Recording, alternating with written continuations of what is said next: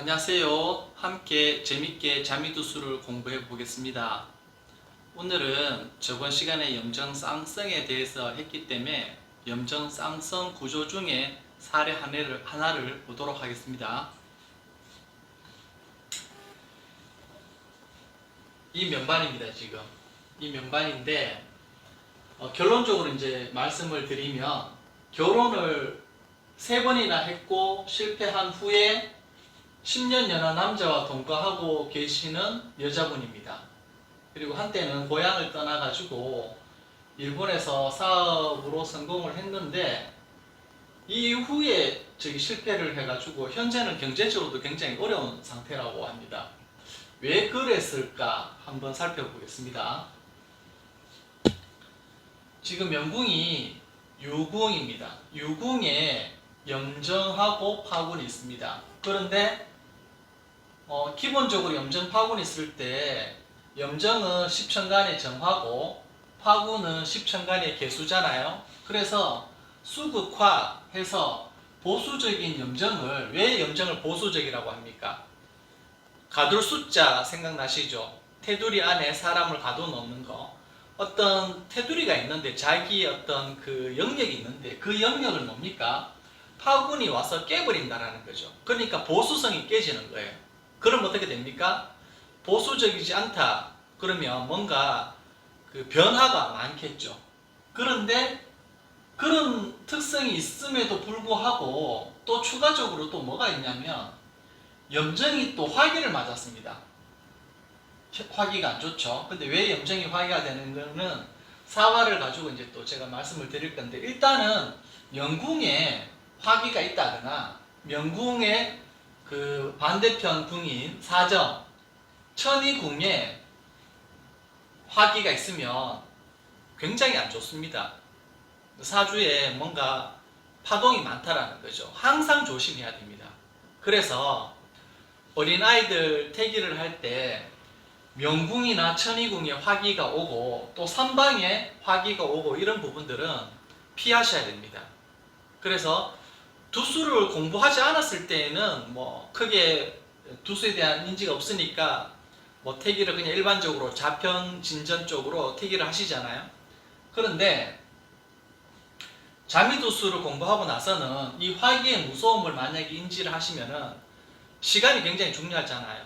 그리고 삼방사정에 그 타고나 생년명반에 화기가 있다라는 게 엄청나게 이제 안 좋으니까 태기를 함부로 못 하시겠죠.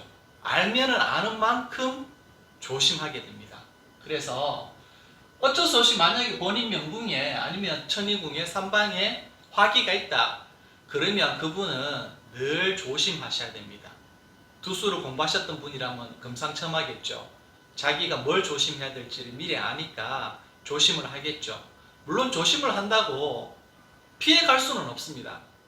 피해갈 수는 없지만 그렇다 하더라도 피해가지 못하고 100%를 다 맞았다 하더라도 맞은 이후에 마음 다스리는 부분이 어떻습니까? 일반 사람들하고는 마음자리가 다르다는 거죠. 그리고 또 조금 더 기대를 한다면 100% 맞을 수 있는 것을 좀 줄여서 맞을 수 있는 정도의 어떤 행운이라고 해야 되나요?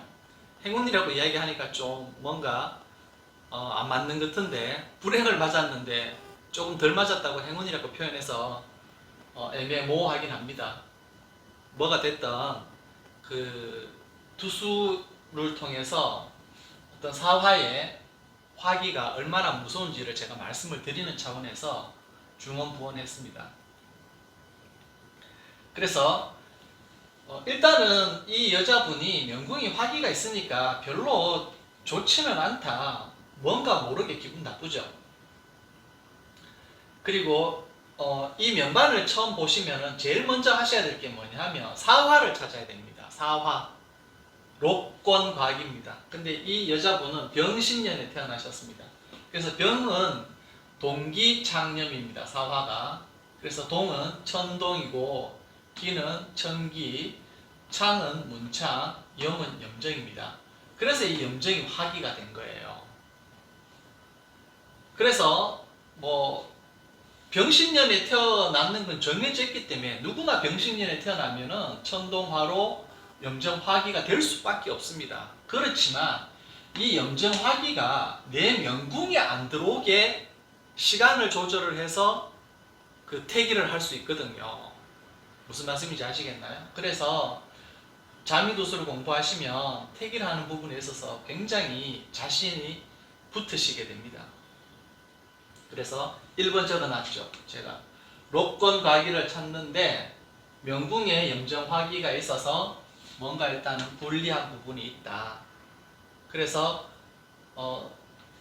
보면 이 염정의 보수적인 부분을 화군이 이제 깨뜨려 버리니까 뭔가 보수적인 부분의 반대편으로 가겠죠. 그래서 변화가 많다, 변동이 많다. 그래서 뭡니까? 고향에 있을 확률이 적죠.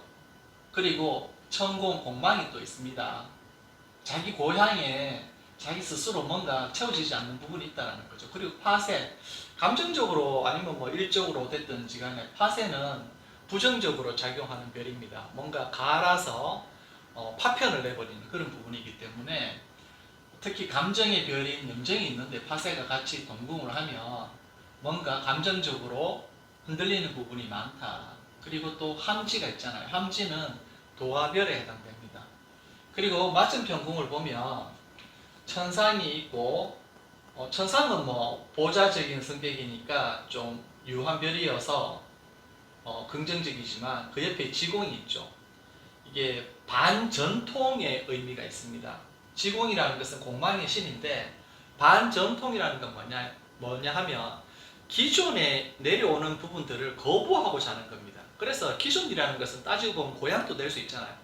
내가 고향에 틀어박혀서 그냥 답답하게 있는 것을 못 견뎌 한다는 거죠. 그래서 고향을 던지고 싶어 한다. 고향을 받아들이지 않고 나는 새로운 세계로 나갈 거야. 그런 느낌이 지공이 됩니다. 그리고 대모, 크게 손실을 본다 이런 뜻도 되지만 탈재가 될 경우에는 도화로도 봅니다. 그래서 도화로도 보고 탈재로도 보는 게 대모인데 맞은편에 함지가 있다 보니까 이 대모는 같이 도화로 보는 게 타당하다. 그래서 이 여자분은 사람과의 관계도 잘할 부분이 있고 또 어떤 운에 따라서 구조가 만약에 안 좋으면 뭡니까? 어떤 도화적인 부분이 드러날 수 있죠. 남녀 간의 애정사 문제가 드러날 수 있다. 이런 암시가 있으니까 어때요? 결혼을 3번을 했겠죠. 그리고 다 실패를 했다는 말이죠. 그러면 왜 실패를 했을까요? 부처궁을 보면 이 여자분이 바라보는 신랑이라는 사람은 어떤 사람이냐면 여기 좌보우필이 있고 이 좌보우필은 길성이지만은 이 밖으로부터의 도움이잖아요. 육친궁에 해당되는 감정궁에 해당되는 부처궁에 남의 도움이 있는 것은 별로 좋지 않습니다. 그래서 여기에 좌보우필이라든가 청계천이라는 별자리가 부처궁 부관선에 이렇게 있으면 이혼의 여지가 있습니다. 왜냐하면 가족끼리 가정 내에서 해결해야 되는 문제를 다른 사람의 힘을 빌려와가지고 그 사람들이 개입을 해서 육친궁을 건든다? 별로 좋지 않거든요. 그래서 이 좌보우필은 궁에 따라서 재백궁이라든가 이런 부분들에 있어가지고 전택궁 해서 어떤 좋아지는 부분이 있을지는 모르겠지만은 이렇게 감정적인 궁에 있어가지고는 별로 좋지 않다. 그리고 직업은 반조류입니다. 반조류. 일반적으로 가는 형태가 아니라 뭔가 좀 튄다라는 거죠. 그죠? 그래서 좀 독특한 어떤 매력을 가지고 있는 그런 사람, 일을 하더라도 좀 특이한 일을 하고 있는 사람. 그리고 홍난이 있습니다. 홍난이 있으면 항상 맞은편 궁에 천이가 있어요. 홍난 천이가 도화별입니다. 그래서 자기 배우자가 도화를 가지고 있다? 뭔가 끼가 많은 남자겠죠. 잘생긴 남자, 누구라도 보면은 탐내는 남자. 그런데 또 과숙이 있어요. 과숙, 외롭다는 거죠. 그래서 이게 도화가 잘 작동을 하면 괜찮은데 이게 진짜 자기 배우자가 뭐 바람이 난다든지 이래 되면은 그죠? 바람이 나는 이유가 뭡니까? 이 배우자 자체가 자기가 외로운 거예요. 이 여자분이 이 자기 배우자를 외롭게 만들겠죠. 뭔가 모르겠지만 그러다 보니까 외로워서 바람을 홍난천리로 피울 수 있는 여지가 있는 배우자가 된다. 그게 또 여기 장전 그 12신, 박사 12신, 태세 12신에 해당되는 살들 중에 천살이 또 있습니다. 천살. 이게 천살이 안 좋죠. 하늘에서 내리는 살이니까 살성이어서 좋지 않습니다. 그래서 이 남자를 3번이나 결혼해서 실패했잖아요.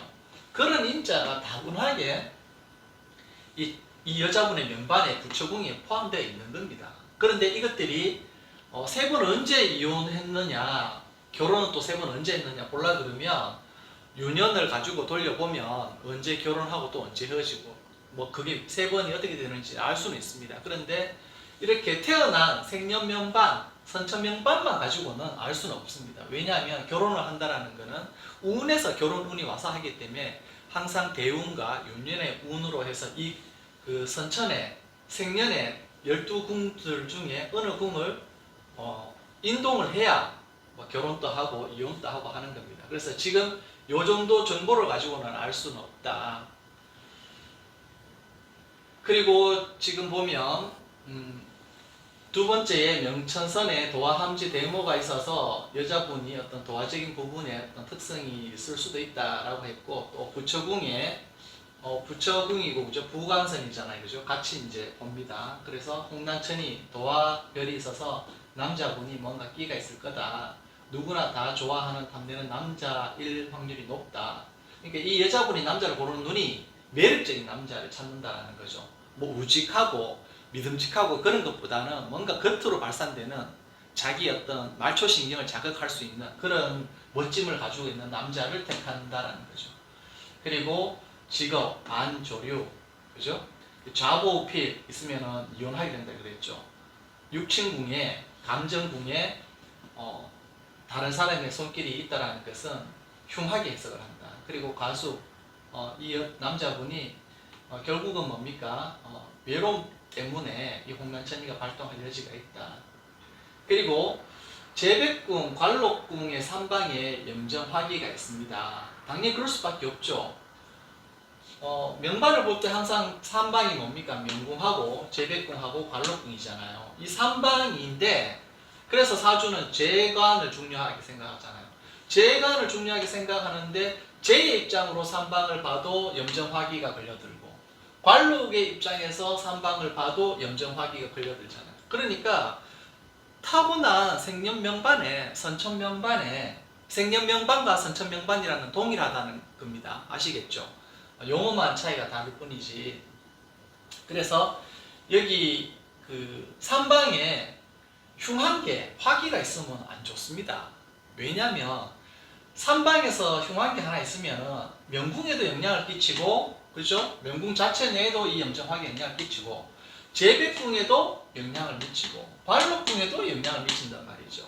그래서 안 좋다. 그래서 재복선에 보면 이 여자분이 한때는 그래도 사업을 성공해서 돈을 잘 벌었다 했죠. 왜 그랬을까요? 재백궁을 중심으로 삼방하고 사정을 보면 사정이 해궁이 됩니다. 해궁이 뭐가 있나요? 돈과 관련되는 천부라는 별이 있습니다. 그죠? 그러니까 재성이 왔죠. 그래서 돈이 일시적으로는 있을 수가 있습니다. 그죠? 그리고 이 재백궁 자체에 보면은 녹존, 돈창고, 금고가 있잖아요. 그래서 나쁘지는 않습니다. 그런데 좀 거슬리는 것은 그 겁살이 또 동궁을 하고 있어요. 재백궁에. 그러니까 겁살이라는 게 누구로부터 뭔가 빼앗길 수 있잖아요. 그래서 여기서는 재백궁이기 때문에 재물을 빼앗긴다는 암시가 있어서 만약에 재백궁에 이러한 것들이 있다 그러면 자기가 뭐 돈창고도 가지고 있고 그리고 자미칠살이 보면 화살 위권이잖아요. 그 다음에 천재, 재주도 좋고 그래 한데 이 천관이라는 것은 천량을 보좌하는 별인데 천량이라는 것은 또 천고한 걸 뜻합니다. 그래서 이 자미칠살은 원래 그 돈을 추구하는 별은 아니죠. 자미 자체가 명예를 추구하는 황제, 귀함을 추구하는 별이다 보니까 칠살 같은 경우에는 권세, 권한 이런 부분들이 있어가지고 돈하고는 사실 거리가 먼 쌍성이고요. 녹존이 이제 돈과 관련되는 건데 본인이 어떤 타고난 재주로 해서 돈을 잘 모을 수는 있는데 이게 운이 안 좋으면 겁살이 발동을 해서 재물을 탈취할 여지가 있다라는 암시가 있다. 그래서 어떤 궁에 어떤 어려움이 있는지를 잘 살피는 게 중요합니다. 그래서 오늘은 염정의 정, 화군의 파, 정파 조합인데 명궁에서 염정화기를 맞았습니다. 명반을 하나 살펴보았습니다. 오늘도 수고하셨습니다.